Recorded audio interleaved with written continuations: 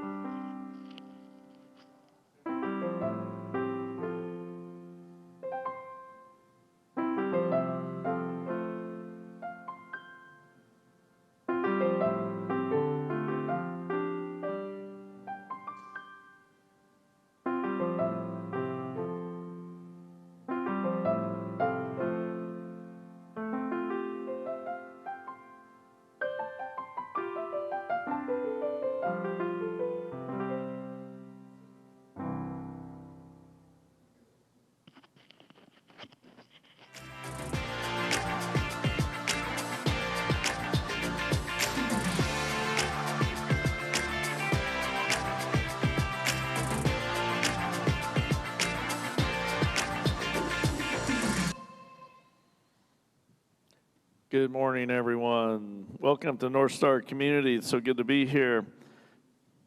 We're going to talk about maybe.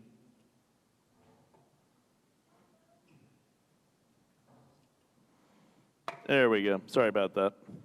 Technical difficulty.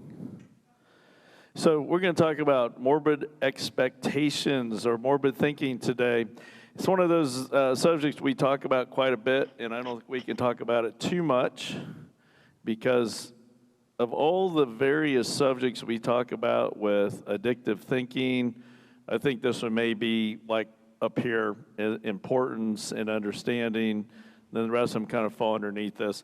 So think about, as we know, for us that are joining here at some level, we understand morbid thinking. It's one of the great things we think about in addiction is that we just kind of assume the worst. A lot of our life, we've probably experienced some pretty tough times, and so it's easy to do that. So we're going to talk about that today. It's real quick, though, about us at NorthStar Community. We're a support group working on recovery, overcoming all sorts of stuff in our lives. If you're living your life and you feel like it's starting to become unmanageable, uncontrollable, then we're the place for you. Or if you're in the journey of recovery, this is a great place to help you continue on that journey. Because one thing that we know is that living with addiction does not work. I don't know how to say it. We always kind of kid about that. But the fact is, when you're addicted, life's not going to go well for you. On the other side, for many of us, we've never known anything but chaos and depression and harm and abuse and trauma. And so when we talk about crazy things like having a rich, full, meaningful life, we don't even know what we're talking about. So that's why you need people around you to help you. And NorthStar Community, that's what we're here for. We believe that everybody has hurts, habits, and hang-ups. And we're just here to help us get those less important and maybe some of the more positive things like really trusting and believing in God and His love for us, figuring out ways to get healthy people in our lives, things like that can really change the way we see the world. So let's hear from one of my favorite prophets, Habakkuk again, and this is a morbid thinking moment. This is the opening of Habakkuk, and he's talking to God, who's just laid down a pretty tough future for Israel. And how long, Lord, must I call for help, but you do not listen? Or cry out to you violence, but you do not save? Why do you make me look at injustice? Why do you tolerate wrongdoing? Destruction and violence are before me. There is strife and conflict abounds.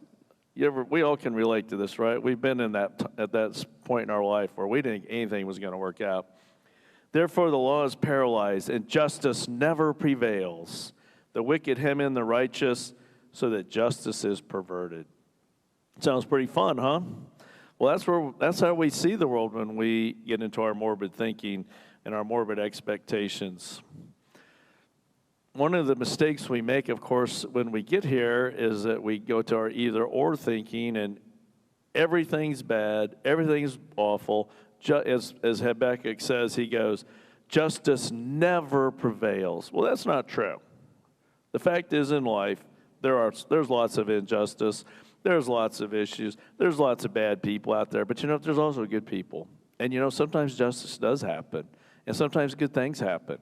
But when we're in our morbid thinking, that is not what we think. We see everything is bad, awful, terrible, nothing is ever going to happen, or if it's good, it'll come back and get us anyway, right? So I think the second one I like to read here is from Paul. He's talking in 2 Corinthians about the affliction that he had. Nobody's really quite clear what that is or was, but we know that he had it, and so this is about him talking about asking God to get rid of it. So he says, because of the extravagance of those revelations, and so I wouldn't get a big head, I was given the gift of a handicap to keep me in constant touch with my limitations. Satan's angel did his best to get me down. What he in fact did was push me to my knees. No danger then of walking around high and mighty. At first, I didn't think of it as a gift and begged God to remove it. 3 times I did that. And then he told me, my grace is enough. It's all you need. My strength comes into its own in your weakness. That's pretty powerful stuff if you really want to hear it. So then Paul, unlike the rest of us, I think, said, once I heard that, I was glad to let it happen. We might be glad to let it happen, but we're probably not anxious for it the first day or two. I quit focusing on the handicap and began appreciating the gift. It was a case of Christ's strength moving on my weakness. Now I take limitations in stride and with good cheer. These limitations that cut me down to size, abuse, accidents, opposition, bad breaks, I just let Christ take over. And so the weaker I get, the stronger I become. Oh, if only it was that easy, right? So hard when these things are going. How many of us have been in these tough situations a week? Or the first thing we say is, why me, God, right? Now, when things are going good, I bet we don't always say that. Everything's going well, we don't go, why me, God? Why are you blessing me? It's pretty easy to forget then. But when things go bad, it's certainly easy to start calling on God. I like this too. I'm going to read one more to you. This is Psalms 51, and this is David, who I'm sure is now disappointing God at some level, writes, I learned God worship when my pride was shattered. Heart-shattered lives, ready for love, don't for a moment escape God's notice. So I want to make sure that you hear me say, I am never happy for anybody, including myself, to have trauma or bad events happen in our lives. I'm never happy for it, but I will tell you the one thing I do know is that there's a gift in it if we can get through it, and that is that it brings us closer to God. I know it's easier said than done. Trust me, I've had my share too. The point is that once trauma and abandonment hit us, once we have tough times going on in our lives, we have to get through it. And we have to find ways to look for God and all that. And the good part is that's when we're most open to hearing God in our lives, I think, is when we're in the most pain. Not that we want to stay there long. Don't want a whole lot of them to happen, but it does. And that's where we're closest to God. So now when we talk about morbid thinking, now we're going to talk about a little bit different now. So we've gone through a lot of trauma and abandonment in our lives, and now things are kind of okay, maybe, or stable, or good, maybe tough. And what do? We have these feelings of apprehension, and we have this. We just anticipate disaster, and it's hard for us to see good. We just can't really see good in the situations or people around us. We assume that, well, it may be right now okay, but it's just a matter of a moment when that shoe's going to drop down on top of me. Or, yeah, I got some people in my lives, but you know what? At the end of the day, they're going to harm me, right? So we kind of have the feeling that, right now things are appearing okay, but you know what's they're all going to fail. Right? So I remember, and God loved my mother. She was a great mother, but she had a lot of morbid thinking in her, trust me. And so I remember, would tell me, I don't expect too much because then you won't be as disappointed. Right? I mean, you hear this morbid thinking. And so the problem with morbid thinking is it's hard for us to see the good in situations. And then it's hard for us to enjoy the situations, which means it's hard for us not to sabotage situations. So that's what makes this so important to understand. And you know what? Some of this it's okay for us to have some good times in our lives. I know for a lot of us in recovery, we haven't had a lot of those. And if you've heard me talk here, you know that I believe that a vast majority of us in recovery have had trauma and abandonment in our lives. So in some ways, morbid thinking makes a lot of sense because we came home to chaotic lives. We came home to houses. I always tell people our home should be the safest place on the planet, but if you're an abused child, if you're growing up in a household where there's alcohol and there's abuse and there's abandonment, it's not the safest place at all. It's maybe the most dangerous place. I know lots of people who, as children, had their houses were full of harm and hurt and disappointment and chaos and everything that goes along with that. You hear me talk here a lot about the Adverse Childhood Experiences survey, and if you're scoring 3, 4, 5, and above, you got stuff you need to deal with because it's still with you if you haven't dealt with it.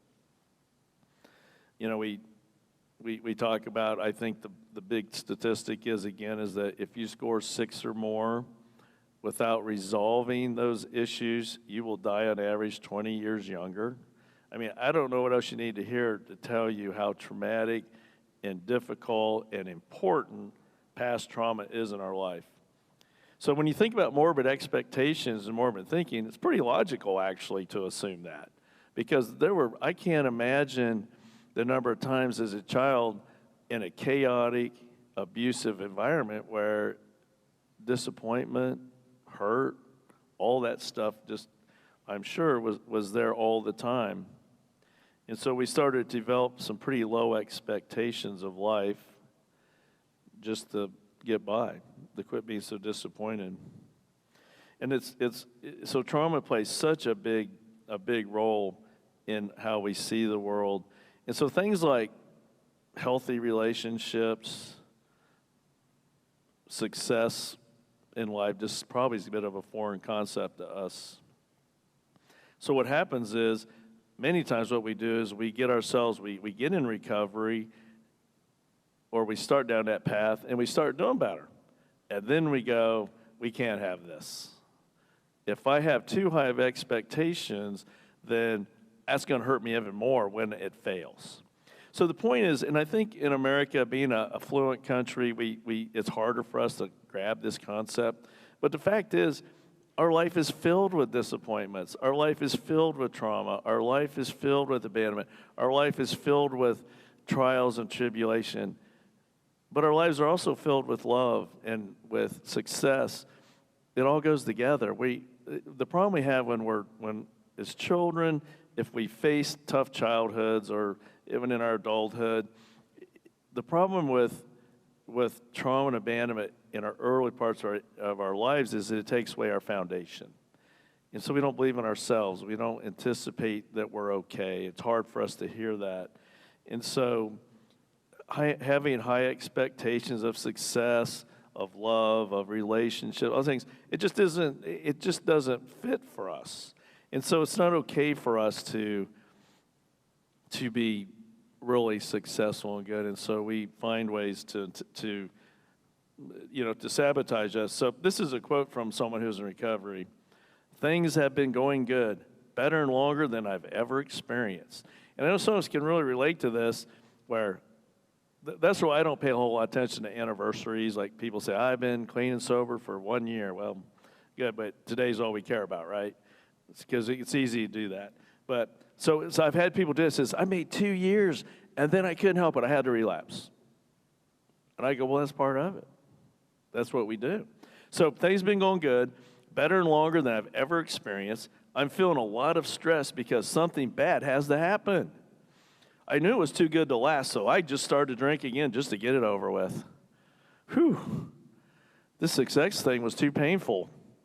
It was uncomfortable. It was unfamiliar. It isn't what I wanted. It is what I wanted, but I was afraid of it. We can't have just for us to fathom being successful, it's just hard sometimes. And morbid thinking comes in. So morbid thinking, to me, is probably the number one relapse, catalyst. I mean, think about it. When you have underneath these, and think about you as family members who are around people who are addicted, and you think they're making it, you think they're doing well, and boom, the relapse happens. And it's like, we just didn't see it coming. Well, we're not going to show you this, but when we're struggling, we're thinking, I can't make it. This is too painful. I don't even know what this feels like to be like this, to be successful. And I certainly don't deserve it because of a bad person I am, so I can't keep doing this.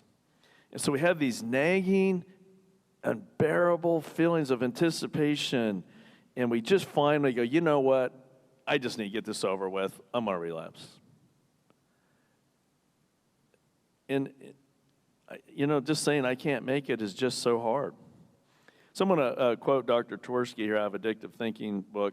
It is important to understand the morbid expectations of addictive thinking. Family and therapists may feel encouraged by the recovering person's success on the job and apparent happiness.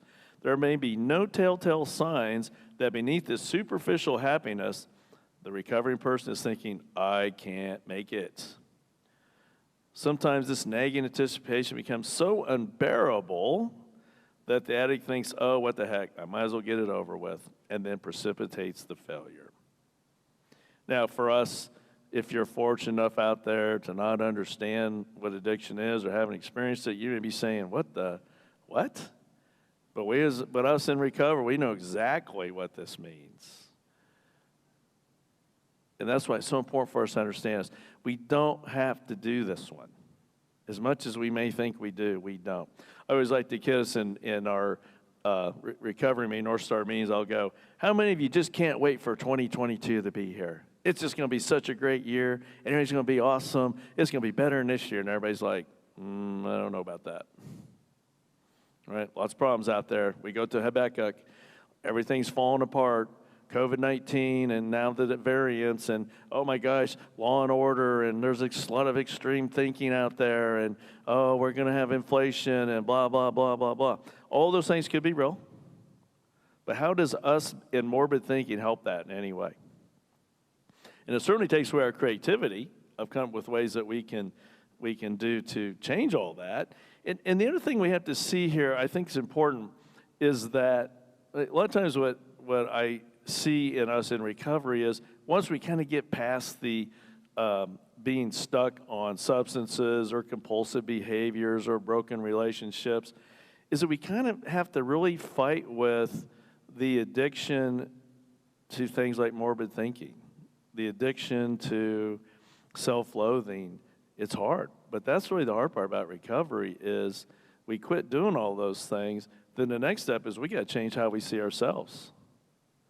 That's really uncomfortable. And really I always like to tell people again, Jesus told us to do two things.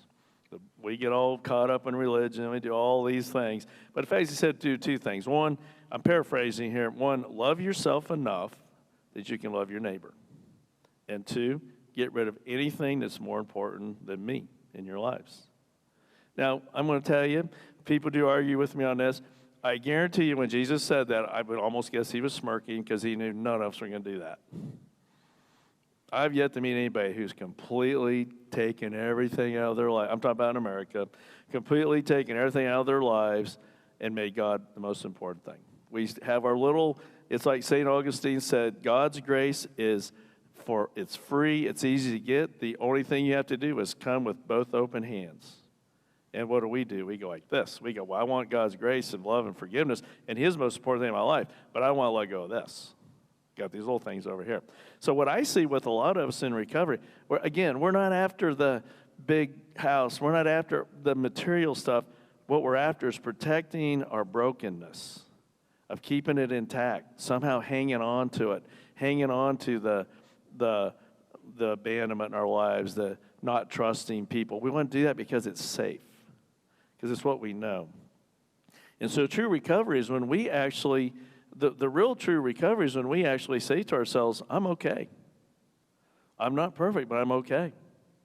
That's hard for us, because that's not what we've grown up thinking about ourselves. And that's what really, the toxic thoughts is what I think we have a hard time letting go of. I've been giving everybody a hard time because I'm doing some online courses on trauma and abandonment, and they're talking about when you're in a session, it says, notice when you say to someone who's recovering from trauma and abandonment, if you say things like, you're a good person, or you're not so bad, or you really got some things going, they never can look at you. They cannot hold eye contact. They always look away. So now, of course, I can't help myself. I do it all the time. And now they're all like trying to stare at me, like, because the first reaction is when I say, you're not so bad, or you're doing pretty good, they go like that. Because in our internal system of beliefs that we have developed about ourselves, we do see ourselves as bad. That's the part we have to continue to fight with, is that self-loathing. Self-loathing, that's why I think morbid thinking is so important for us, because morbid thinking is such an example. It illustrates the self-loathing that we have. We don't have to live with these toxic thoughts. We don't have to live with using or acting out. We don't have to be in our 30-second broken relationship. None of that's, it's not required. But we have to be able to trust ourselves. We have to be able to connect with God. And we have to stop. We have to stop the destructive behaviors we're doing so that we can connect with people. And you know what? We can have a rich, full, meaningful life. It is possible. We're not going to be perfect. We're not going to always have it together. But we can do it. And so we have to keep remembering is that when we're abused and abandoned, we lose sense of ourselves.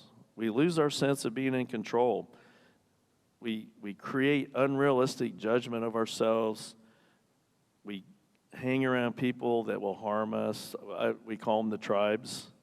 Like, you all know this, right? When you're acting out, when you're at your depth of your addictive behaviors and thinking, you're not hanging out with people who are saying, love you, Craig, but you got to stop. That's not where we go. Thank you, and I appreciate it, and I'm going to get the groups and fix myself. That is not what we do.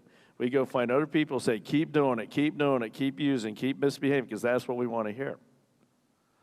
So it's tough for us. We don't understand. And so the way to overcome morbid thinking is, like everything else, is we have to get safety in our life somewhere. We have to be able to find a way to have a little bit of safety. And, of course, the way to do that is through groups, through therapists, pastors. I'd like to say friends, but I think in the early days we don't really know what that means, what healthy friends are. Healthy families. All of us probably have a healthy family member somewhere. We might have to look for a while. Maybe not. But the point is, we have to find safety, because until we can find any semblance of safety, we can't face the pain to recover. Because remember, habitual behavior to avoid pain is what we do. You can't do it by yourself. I wish you could. And so what we have to do is we have to find those places where we can find some safety. And then if we can find safety, then we can start facing some of this pain that we experience. And then we can start letting go of the morbid thinking and morbid expectations. There's a great word out there. What we want to find is agency in our life. And agency means that we feel like we're in charge, that we have some semblance of we're in charge of our lives. We know where we stand. We can say no if we need to. We have the ability to shape our circumstances. You know, like I said earlier, in America sometimes we're surprised when bad things happen to us. Well, bad things happen to all of us. We act like we're in surprise half the time, when the fact is it's just part of life. And certainly there are some tragedies that you can never truly recover from. But even those, you can't turn the clock back. You have to find ways to recover and move forward. And that's what agency is about. But when we had it taken from us as children, we'll never get that. So we have to find places that will help us, for us to have enough safety to look at ourselves. Once we look at ourselves and once we have the safety, then we can start looking at what we can do to get there. So I think when we talk about rich, full, meaningful life, which is very attractive, I do kid about, with me, I have a rich, full, meaningful life. I just need to figure out ways to enjoy it at some point, right? It's hard for me to do that just because of my own hurts, habits, and hang-ups. But you know what people really hate to hear sometimes is that you do have agency, that you do have the power to fix your life. Sometimes we don't want to hear that sometimes. We want to live, we want to blame, we want to blame our past, we want to blame all this stuff, we want to do all these things. We don't want to be responsible for us getting healthier. But the fact is, it is your job. And I don't care how bad your life has been in the past. What I care about is how that life's still affecting you today. And that's what we can do. We can start realizing that we don't have to keep living the shame, the loss of agency. We don't have to assume that every day something else bad's going to hit us, and we don't have the power to do anything about it. But that's what morbid thinking tells us. Just get it over with. Just keep serving it up to me. Just make life miserable, because that's what I know. Rich, full, meaningful life, yeah, that's for other people, not me.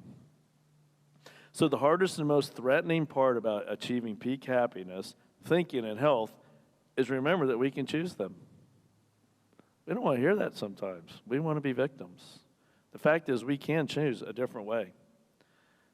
We can't achieve peak anything if we're living in denial, if we're surviving, if we're still hanging on to our past, or if we're living with that wonderful drug called resentment. And that's a whole nother talk there. So it's up to us to get rid of our addictive thinking. It's up to us to overcome this nagging feeling of doom hanging over us all the time, this black cloud of future issues, us seeing ourselves as victims to all this. It just isn't true. So the great quote is, we are not victims of our past. It's our job to figure out ways to overcome this. It's our ways to see that God loves us. God created us. I just don't believe in a God that said, you know what I'm going to do? I'm going to Joe Blow, I'm going to create you so you can live in misery and trauma your entire life. That's what I want for you. I just don't believe that that's who God is. We've been designed to create and to love and to live, to love others, to care for others. So it really is our job to overcome all this. So I'm going to finish with the 12 promises from AA, which are so good. If we are painstaking about this phase of our development, we will be amazed before we are halfway through. So that's the promise. If you will do what you need to, you won't have to live morbid thinking the rest of your life. We are going to know a new freedom and a new happiness. Again, I know for some of us, we have no idea what that means, but just trust me, it's a good thing. We will not regret the past, nor wish to shut the door on it. I think that's my, if I'll be honest with you, that's my favorite of the 12, is we've got to figure out ways to stop shaming ourselves, but we don't want to forget about it because that's how we have gratitude. If we remember where we've been and the tough times or the struggles, man, when we're at a rich, full, meaningful life, we should be full of gratitude. We will comprehend the word serenity. We will know peace. Again, for some of us, we have no idea what that means, but if you keep doing this, you'll get there. No matter how far down the scale we have gone, we will see how our experience can benefit others. I always tell people that every time I'm working with someone, no matter where they're at in the moment, I always look at them going, this is going to be so cool 5 years from now when they're helping others. And 5 years is symbolic, by the way. Doesn't have to be 5 years. It could be 5 months, right? Okay, maybe not 5 months, but you get my point. That feeling of uselessness and self-pity will disappear. Such a healthy one, isn't it, when we feel useless and everybody's against us and nobody understands us and we're the most stressed and most in pain people on the planet and we can't trust anyone. It really works good, right? So think about that, getting rid of that. We will lose interest in selfish things and gain interest in our fellows. Wow. I don't know. They're all out there to hurt me, though, right? So that's what we got to get rid of. We can start trusting people. Self-seeking will slip away. We'll actually be able to hear other people talk about some things going on in their lives. Our whole attitude and outlook on life will change. Fear of people and economic insecurity will leave us. We will intuitively know how to handle situations what used to baffle us. We will suddenly realize that God is doing for us what we cannot do for ourselves. That's probably the ultimate one. God's working in our lives. It's just us figuring out how to let Him. So we'll no longer be a prisoner to shame. We'll no longer be prisoners to morbid thinking. We're still going to have tough times, guys. Wish I could tell you it wasn't true. You're going to have lots of tough times. But we're not going to feel like it's a God focused on us, punishing us, and we deserve this. We're going to see it's part of life. We're not that unique. A new happiness, a rich, full, meaningful life with healthy connections, a meaningful purpose, clean today.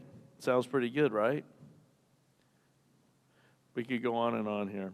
The point is, morbid thinking is an example of us with our self-loathing, our mistrust of ourselves and others, our disconnection from God, from healthy people.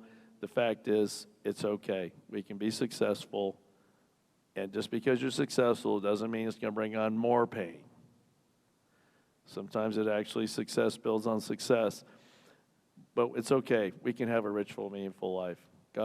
Paul says it clearly. Satan's angel drove me to my knees. What he really did was got me closer to God. That's how we get over morbid thinking. So we always close our meetings of NorthStar, and today we close it as well with the prayer of serenity. If we would live this, we would know what rich, full, meaningful life is. So let's pray. God, grant me the serenity to accept the things I cannot change, courage to change the things I can, and wisdom to know the difference. Living one day at a time, enjoying one moment at a time, accepting hardships as a pathway to peace, taking, as Jesus did, the sinful world as it is, not as I would have it, trusting that Jesus will make all things right if I surrender to His will, that I may be reasonably happy in this life and supremely happy with Him forever in the next. Amen. So again, thank you for joining us. If you're local, we have meetings at 6:30 on Wednesday nights and Friday nights. And on Sunday mornings, we get together at 9:30. And, of course, we have our 11:15 here. But if you ever need anything, please feel free to call me at 804-746-5081 or email me at csimpson@wgva.church. Again, thank you, everyone.